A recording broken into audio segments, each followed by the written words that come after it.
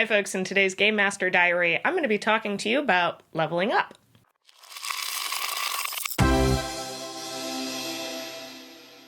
As the Game Master, you're going to have to figure out how you want to approach leveling up your player characters.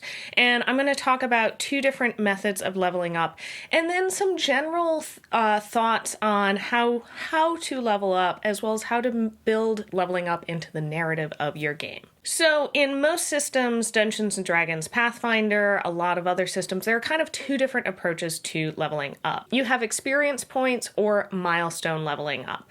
And I'm going to talk about the pros and cons so you can kind of decide which one you want to go with. First off, experience point leveling. Whatever system you're using should have a guide to how many experience points your players should have at each level. And once they reach that next step, you level them up. And you award experience points for things like combat. You add up all of the experience points for the various monsters and then divide it evenly amongst the party. You can also give experience points for non-combat encounters, social things, role play, coming up with really cool ideas, especially if your system doesn't have a clear guide for that non-combat experience points.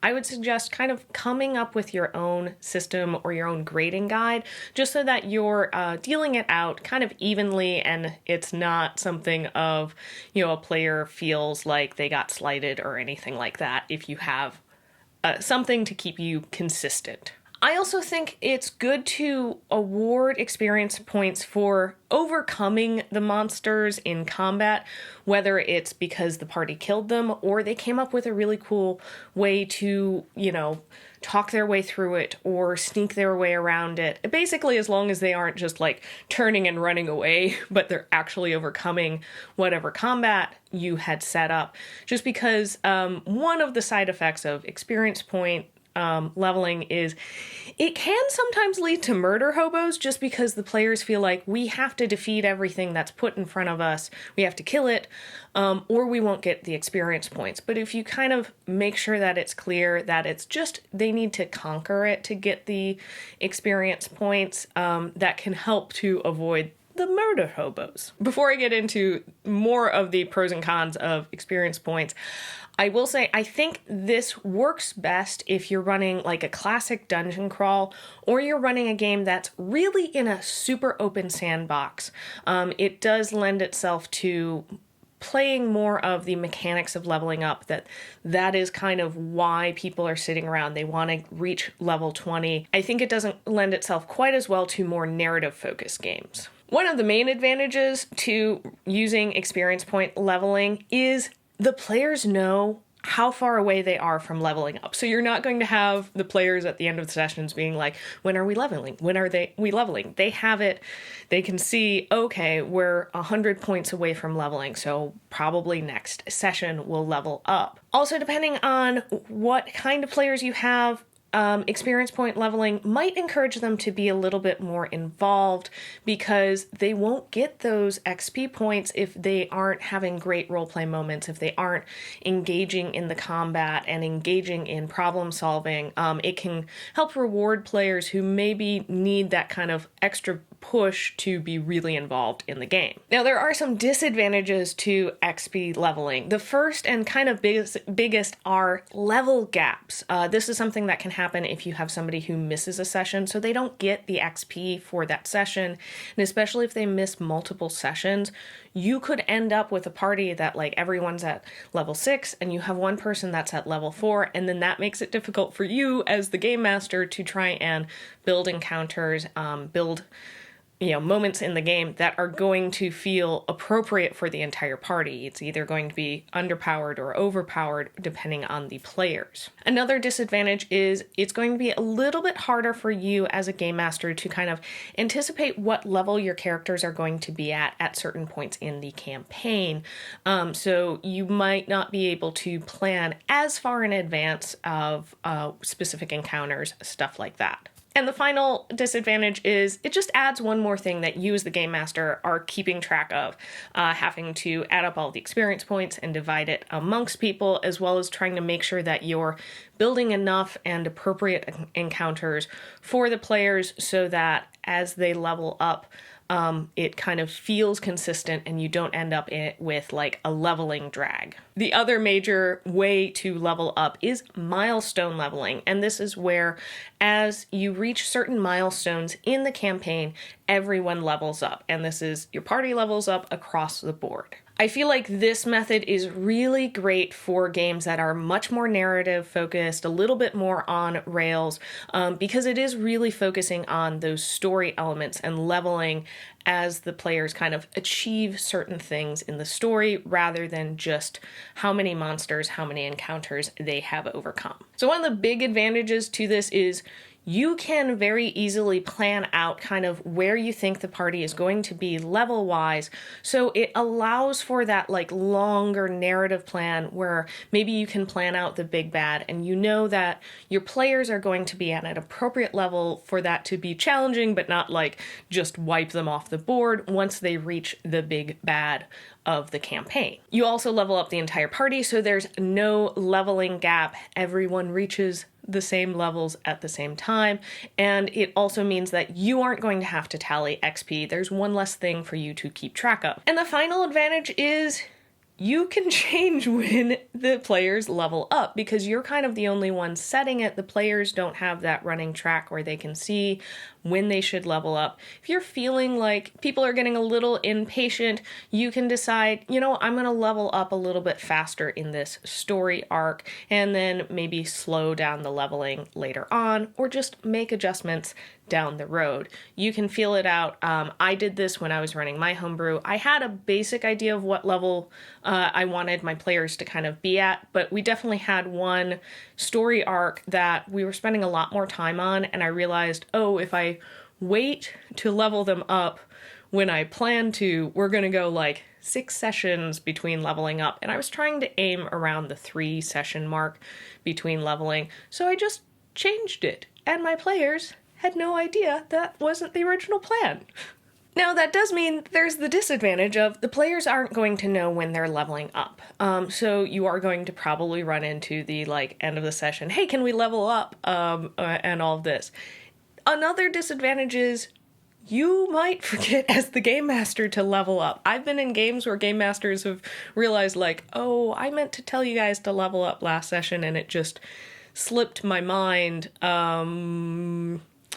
I'll make adjustments on the fly because I had planned for you to be higher level, but I didn't plan for that. And also, depending on your players, this might take away some of the motivation for being as engaged because they know kind of as long as they hit those major story moments, they're going to level up. But that really is going to depend on your player. Special thanks to all of our patrons, especially Black Dragon Gaming. If you want to help support our channel, you can head over to patreon.com/rollforinitiative and check out the perks of being a patron. With the pros and cons of XP versus milestone leveling up, here's some just general advice as far as leveling up. So first of all, I think the easiest kind of time to level up is at the end of the session when your player characters are taking a long rest, because a lot of their abilities will get reset during that long rest. So it kind of makes it a little bit neater. Also, you're not wasting a lot of game time while people are looking over character stuff. They can ask questions between sessions, or if you like to kind of have everybody sit around after the session, people who need help can stick around longer, and people are like, great, I've got everything. They don't have to be waiting for everybody else. Now, you may want to roll hit dice there or let your players roll hit dice on their own. That's really up to you. So what do you do if you need to level up your player characters, but you end a session and they aren't taking a long rest? Here's a few ideas. So if your players have actual physical character sheets, I think this is the easiest. Just have them print out a new character sheet and fill it out with the new level. Have them bring both to the next session. And then once your player characters take that long rest, they can switch over the character sheet. If your players don't use actual physical character sheets or you're playing online, they're kind of two different approaches to that I've come up with to how to get over this hurdle. The first is just to make sure that all of your players come to the next session knowing what they're going to pick for their leveling up, so you're not waiting on anybody. And once you reach that long rest, people can just take a few minutes to click in all of those things into their character sheet and level up. A lot of things like D&D Beyond or virtual tabletops, it doesn't take that long as you know what you are going to pick when you're leveling up. The other thing that you could do, if you find that kind of adds a bit too much of a like slow down to the momentum of your session, is have everybody level up before the session and just remind them if you have any new spells or abilities, you can't use them until after a long rest. Now, you might have some like modifiers, like ability scores or stuff like that, that might get a little off, but one number probably isn't going to throw off your game that much, especially if that's something you're willing to trade to keep the momentum of the game going. I think it's a very good idea to always ask your players for either a copy of their new character sheet, or at least ask them what abilities or feats or spells they have chosen at their new levels. Having their character sheet is great because then if you have anybody who like, I didn't have time to run home after work before coming to the game and I don't have my character sheet, you have a copy, you can hand them. Or if somebody's not there, you have a copy so that if you need to roll for that character, like you ended the session and you're in the middle of combat and you don't want that character to just piff away, you have the character sheet that you can do those basic rolls, you know what is going on.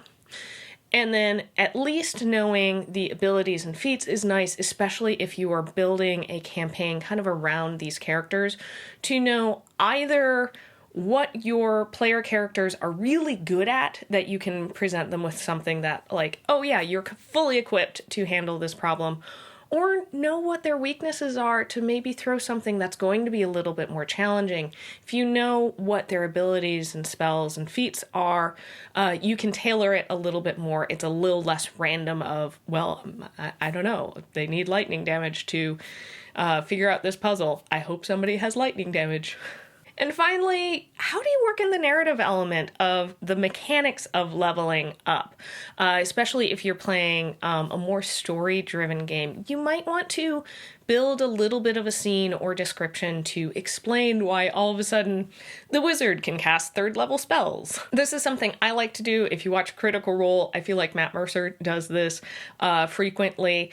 You can definitely build in scenes for those leveling up moments. Now, I wouldn't build in a full scene for every character every time they level up, because that's just going to drag.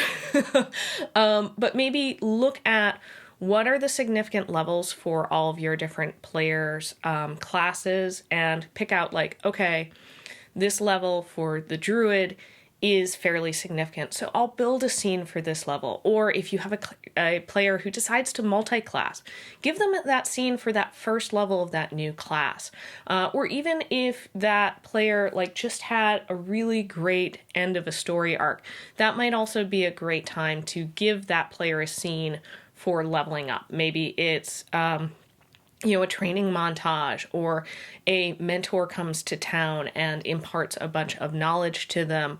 Just a couple of ideas. Now, if you don't want to dedicate an entire scene to every player every single time, you can still build in short narrative moments for your players that just takes like a sentence or two to make the mechanics of leveling tie into the story. Here are a few ideas for how to do that. So if you have a character that has some kind of divine or patron type connection, like a cleric, a paladin, a warlock, even potentially a druid, this might be that they receive a message, a sign, a dream from their patron or their deity that imparts this new ability on them. The great thing with dreams, this happens during long rest, so it makes sense why they wake up and suddenly have new abilities. This is an easy thing to just kind of describe.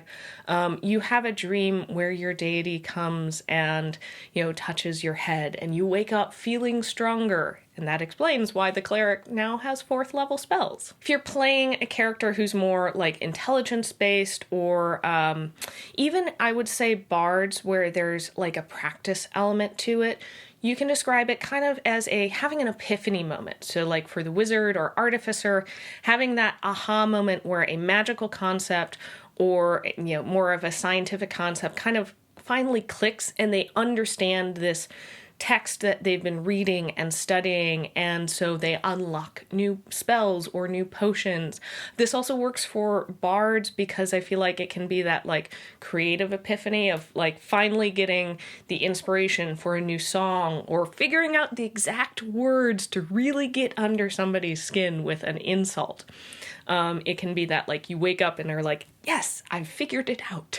And then for characters who are much more physical, it can be more of that like physical body aha moment where maybe they have, you've got a monk who has been studying certain moves, but they've never just been able to execute it correctly. You can describe them running through their morning warm-ups and suddenly nailing that one move. If it's more of fighter or barbarian, it can be that like working out and suddenly just feeling stronger, that like, oh, okay, if you've lifted weights, finally being that moment of like, I can move up to the next level of weights. I've put in the work to level up with my weights. And all of these are fairly easy to just, in a few sentences, give that narrative element so that you're not just playing the mechanics of the game, but it's also tying it into the story. So I'd love to know your favorite method of leveling up, whether it's XP, milestone, or do you have a different method of leveling up? I know I've heard some people that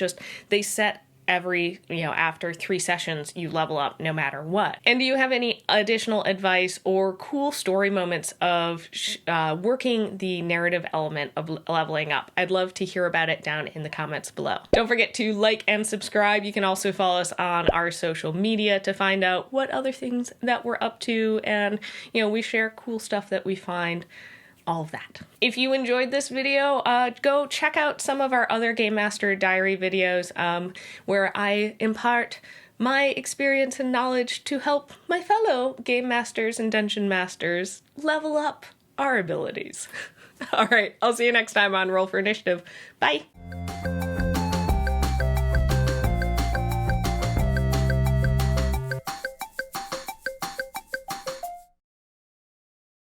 Hello?